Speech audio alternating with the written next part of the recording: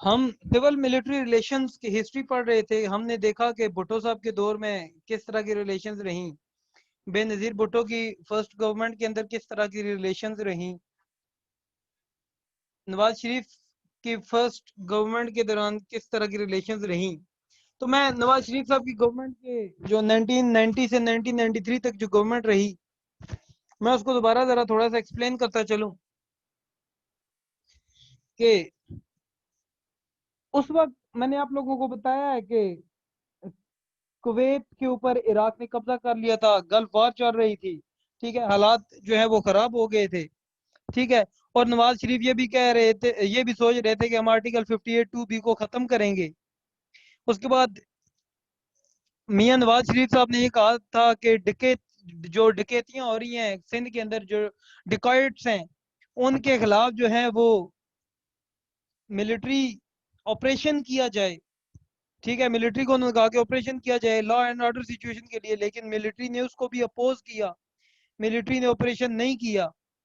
تو ان سب وجوہات کی وجہ سے غلام اسحاق خان نے 1992 میں گورنمنٹ کو ڈیزالو کر دیا, لیکن یہ معاملہ عدالت میں چلا گیا. اس وقت کے چیف جسٹس تھے نسیم حسن شاہ.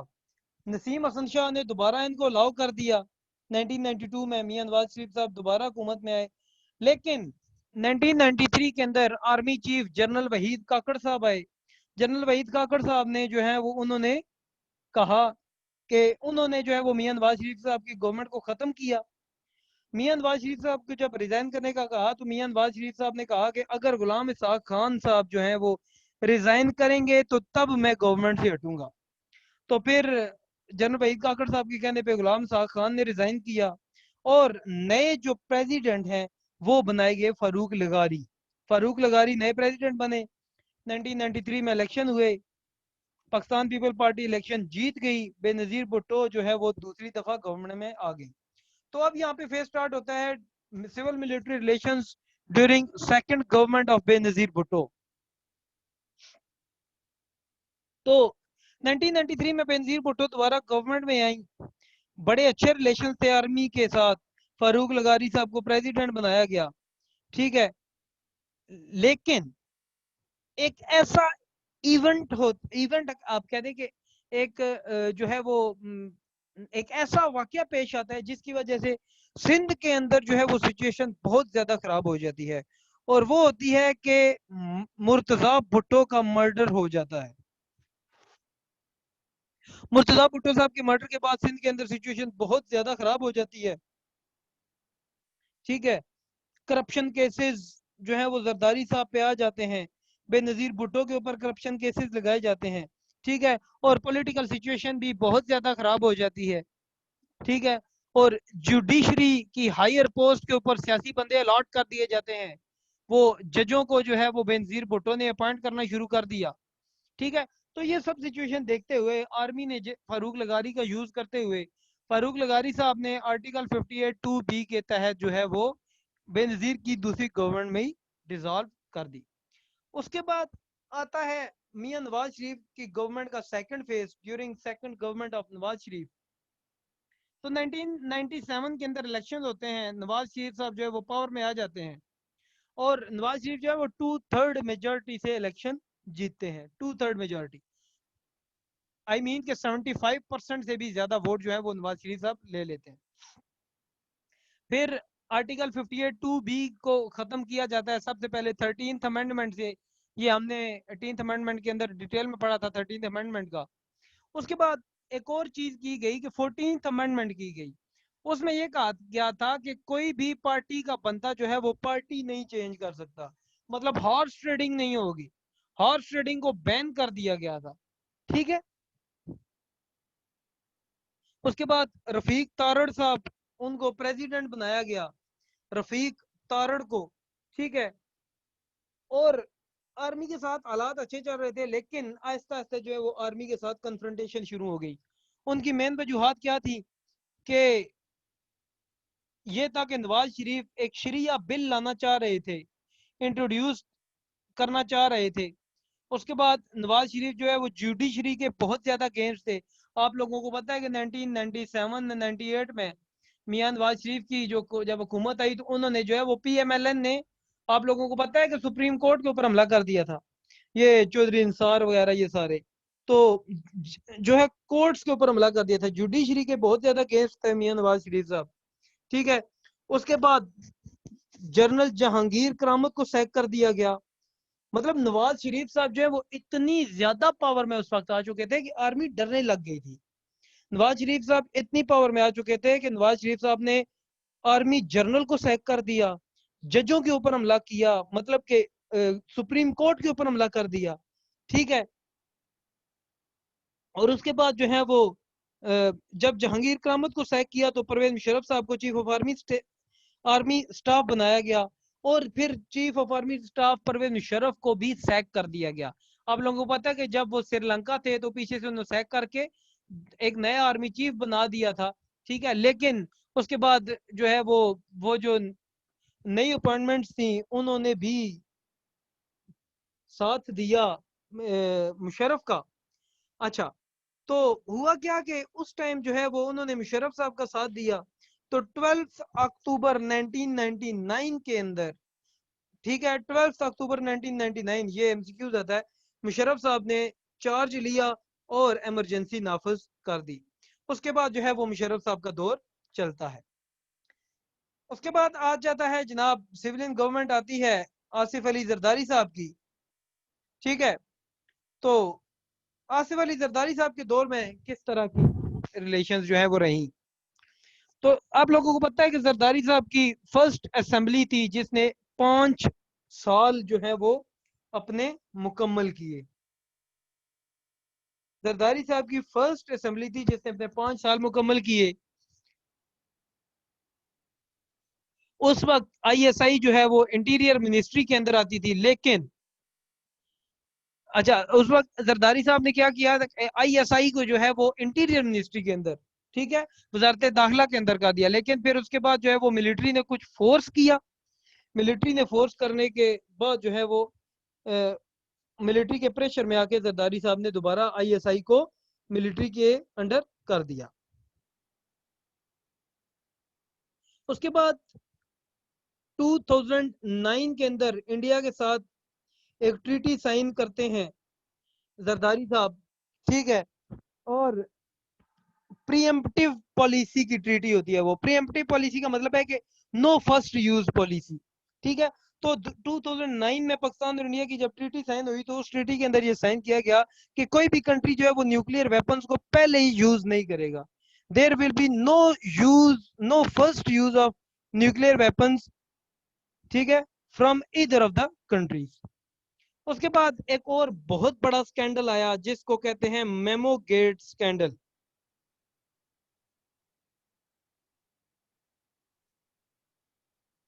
मेमो गेट स्कैंडल,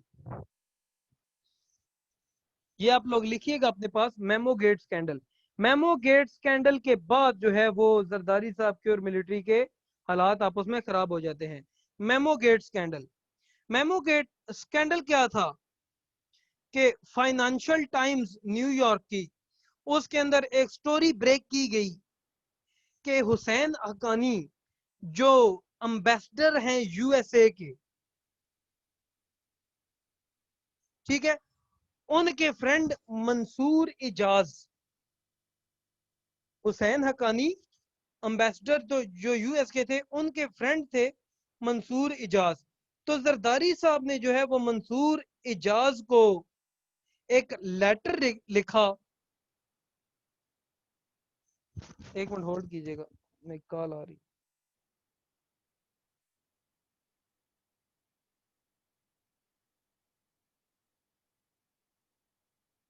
अच्छा, तो जरदारी साहब ने जो है वो मंसूर इजाज को एक लेटर लिखा। ठीक है, और उन्होंने आगे लेटर पहुंचाया एडमिरल माइक मोहन को। माइक मोहन या माइके मोहन जो भी कहे, मिक मोहन आप कह दें।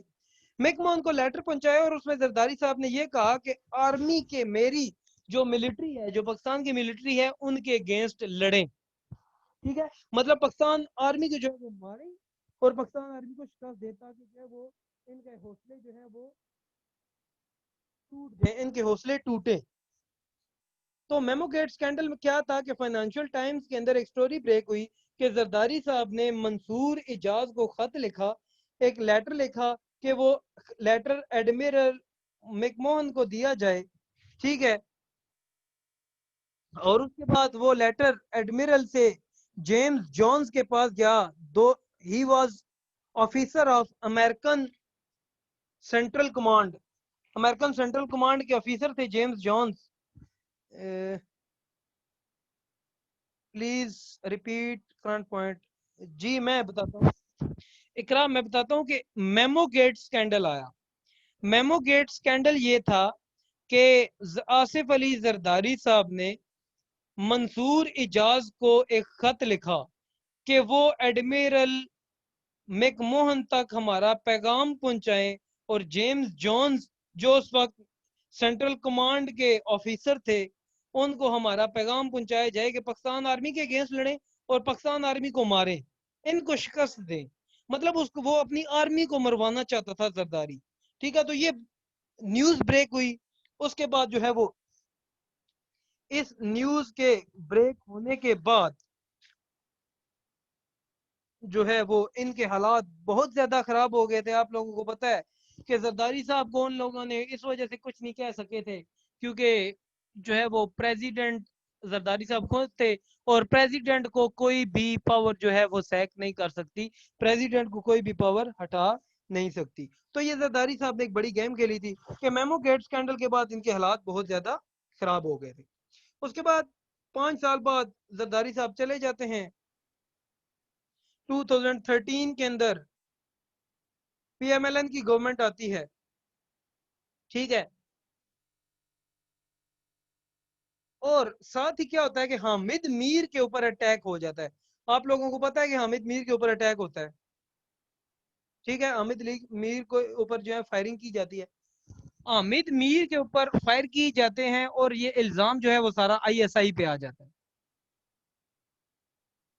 ٹھیک ہے، اور الزام جو ہے وہ حامد میر صاحب جو ہے آئی ایس آئی کے اوپر جو ہے وہ سارا الزام آ جاتا ہے کہ آئی ایس آئی نے جو ہے ان کے اوپر، کیونکہ اس وقت آپ لوگوں کو پتا ہے کہ حامد میر صاحب جو ہے وہ آرمی کے بڑی اگینسٹ باتیں وغیرہ کرتے ہوتے تھے. اس کے بعد کچھ ایسے فیکٹرز تھے جن کی وجہ سے آرمی کی میاں نواز شریف سے کے ساتھ آرمی جو ہے وہ ہٹتی گئی.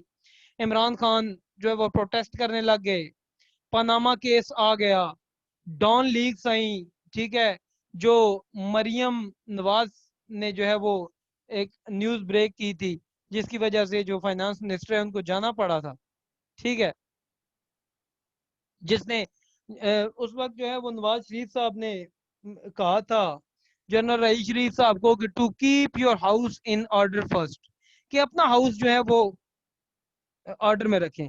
تو جب یہ نیوز بریک ہوئی، مریم نواز نے یہ بریک کی نیوز، مریم نواز کو بچانے کے لیے پرویز رشید اور طارق ہاشمی کو کیبنٹ سے ہٹا دیا گیا. اس کے بعد جو ہے وہ آپ لوگوں کو پتا ہے کہ پاناما کیس کے بعد کیا کیا حالات ہوئے. نواز شریف صاحب جو ہیں وہ کدھر چلے گئے، آپ لوگوں کو پتا ہے کہ ابھی تک جو ہیں وہ باہر ہیں. تو یہ تھا جناب third government of Nawaz Sharif and military. اس کے بعد ہمارا جو نیکسٹ ہے وہ آ جاتا ہے کہ آرمی کے انٹرسٹ کیا کیا ہیں، انٹرسٹ آف آرمی، کہ ایکچولی جو ملٹری ہے اس کے انٹرسٹ ہیں کیا کیا. تو سب سے پہلے آتا ہے national security and nuclear issues. آپ لوگوں کو پتا ہے کہ نیشنل سیکیورٹی کی جو ذمہ داری ہے وہ آرمی کے پاس ہے، اور نیوکلیئر ایشوز، ٹھیک ہے، آرمی جو ہے وہ نیوکلیئر ایسٹس کا سیف کنٹرول چاہتی ہے، اور یہ آرمی چاہتی ہے کہ یہ سیولین کے پاس نہیں جانا چاہیے، بلکہ یہ آرمی کے پاس رہے گا تو ملٹری کے پاس رہے گا تو جو ہے وہ نیوکلیئر ہمارے جو ایسٹس ہیں وہ سیو رہیں گے. دوسرا جو مین انٹرسٹ ہے وہ ہے foreign policy regarding India, Afghanistan and America. آپ لوگوں کو پتا ہے کہ انڈیا کی جو فارن پالیسی ہے اس کے اندر آرمی کا انٹرسٹ ہے because of Kashmir issue. Army اپنا رول پلے کرنا چاہتی ہے foreign policy regarding India Kashmir issue کے اوپر. افغانستان کی فارن پالیسی، پاکستان کی فارن پالیسی افغانستان کے حوالے سے، افغان وار سے ریلیٹڈ اس کے اوپر، اور یو ایس اے کی حوالے سے بھی جو فارن پالیسی ہے اس کے اندر بھی پاکستان آرمی اپنا رول پلے کرتی ہے just because of an American ally. اس کے بعد نیکسٹ جو انٹرسٹ ہے آرمی کا وہ ہے پروکیورمنٹ آف ملٹری اکوپمنٹس. تو آرمی جو ہے وہ اچھے اور ورکنگ ریلیشن شپ چاہتی ہے ان کنٹریز کے ساتھ جن کنٹریز سے وہ جو ہے وہ ویپنز خرید سکیں. فار ایگزامپل چائنا سے ویپنز خریدتے ہیں, امریکہ سے ویپنز خریدتے ہیں, تو یہ آرمی کا انٹرسٹ ہے کہ ان کنٹریز کے ساتھ ہماری جو ہے وہ تعلقات اچھے رہیں.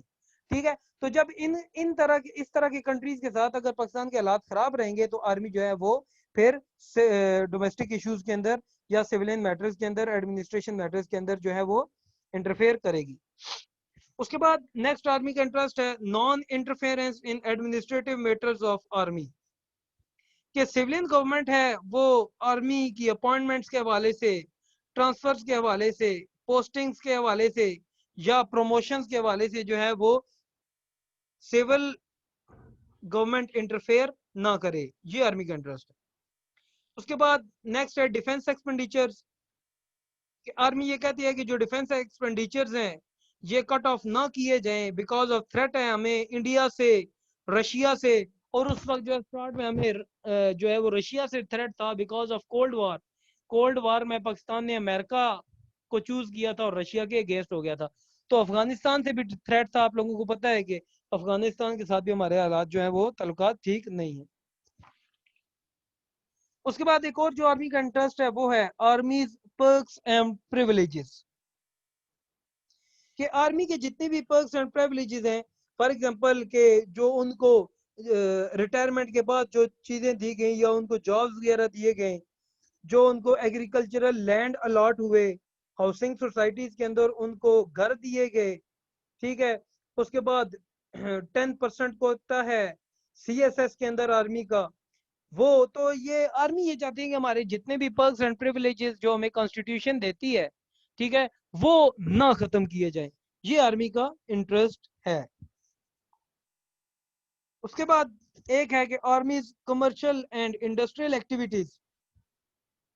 آرمی اپنی کمرشل اور انڈسٹریل ایکٹیویٹیز کو بھی پروٹیکٹ کرنا چاہتی ہے. لائک FWO ہے فرنٹیئر ورکس آرگنائزیشن, FFC ہے فوجی فرٹیلائزر کمپنی, عسکری بینک ہے, عسکری ہاؤسنگ سوسائٹیز ہیں, فوجی فاؤنڈیشن انسٹیٹیوشنز ہیں, NLC ہے یا CSD سٹورز. تو یہ جتنے بھی کمرشل اور انڈسٹریل جو ایکٹیویٹیز ہیں آرمی ان کو بھی پروٹیکٹ کرنا چاہتی ہے.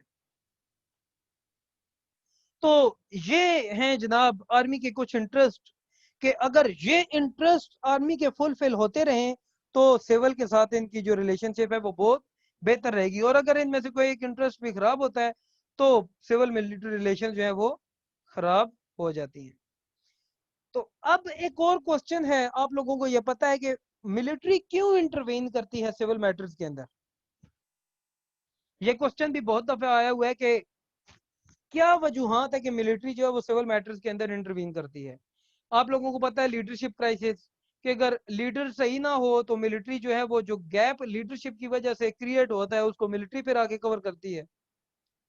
دوسرا ہے ڈیلے ان کانسٹیٹیوشن, کہ اگر کانسٹیٹیوشن کے اندر ڈیلے آ جائے, کانسٹیٹیوشن فالو نہ ہو رہا ہو, تو پھر وہ جو گیپ کریٹ کیا جاتا ہے وہ اس کو آرمی فل کرتی ہے. فار ایگزامپل اگر آپ سٹارٹ میں بات کریں تو پہلے 10 سال کانسٹیٹیوشن نہیں بنا, 1956 میں بنا, لیکن ساتھ ہی آرمی آ گئی,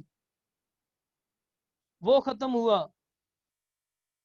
65 میں کانسٹیٹیوشن آیا, سوری 62 کے اندر کانسٹیٹیوشن آیا. اس وقت جو ہے وہ دوبارہ جو ہے وہ ایوب صاحب کی حکومت تھی. تو کانسٹیٹیوشن میں اگر ڈیلے آتا جائے تو وہ جو گیپ کریٹ ہوتا ہے, ویکیوم کریٹ ہوتی ہے, اس کو ملٹری کور کرتی ہے. اس کے بعد نیکسٹ پوائنٹ ہے ویک انسٹیٹیوشنز. آپ سب لوگوں کو پتا ہے کہ اگر ملکی ادارے کمزور ہو جائیں اور صحیح طرح کام نہ کریں تو آرمی جو ہے وہ چارج لے لیتی ہے. فار ایگزامپل جو ہے وہ اکاؤنٹیبلٹی کے حوالے سے اگر آپ بات کریں, اکانومی کے حوالے سے اگر آپ بات کریں, ایجوکیشنل انسٹیٹیوشنز کی بات کریں آپ, ٹھیک ہے, تو یہ ہیلتھ انسٹیٹیوشنز, اگر ادارے ٹھیک نہیں ہوں گے تو ملک کے اندر انریسٹ آئے گا, اور جب انریسٹ آئے گا تو گورنمنٹ ویک ہوگی. جب گورنمنٹ ویک ہوگی تو اس کے بعد آرمی جو ہے وہ اس گیپ کو کور کرے گی.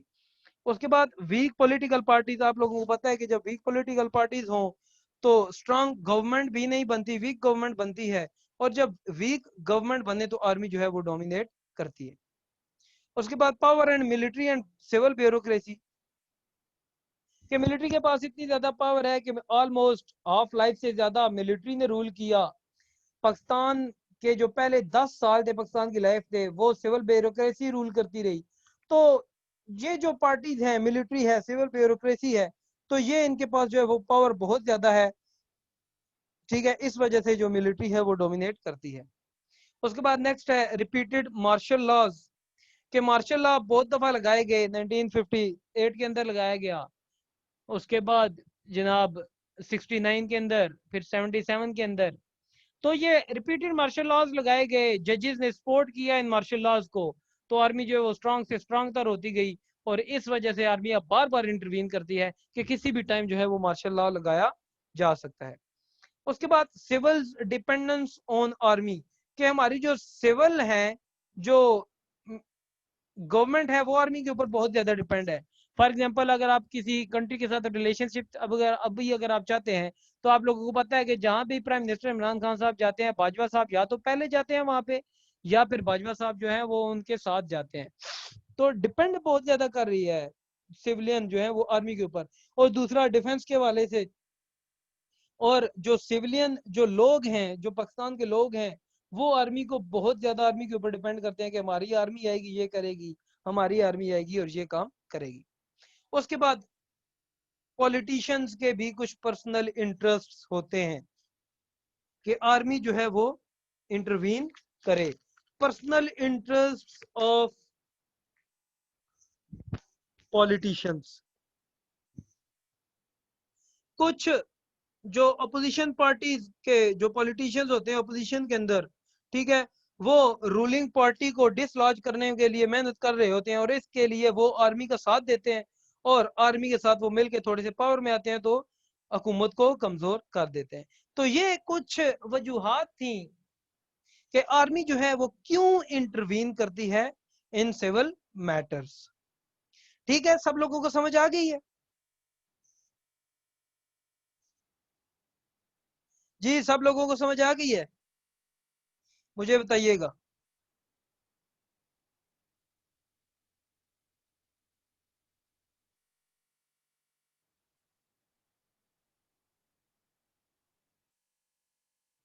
کائنڈلی باقی اسٹوڈنٹس بھی بتائیں، سب کو سمجھ آ گئی ہے؟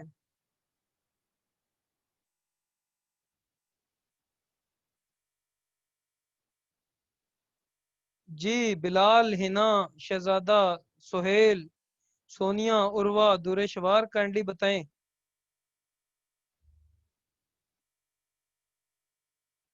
جی ٹھیک ہے، تو اس کے بعد آ جاتی ہیں ریکمنڈیشنز یا وے فارورڈ۔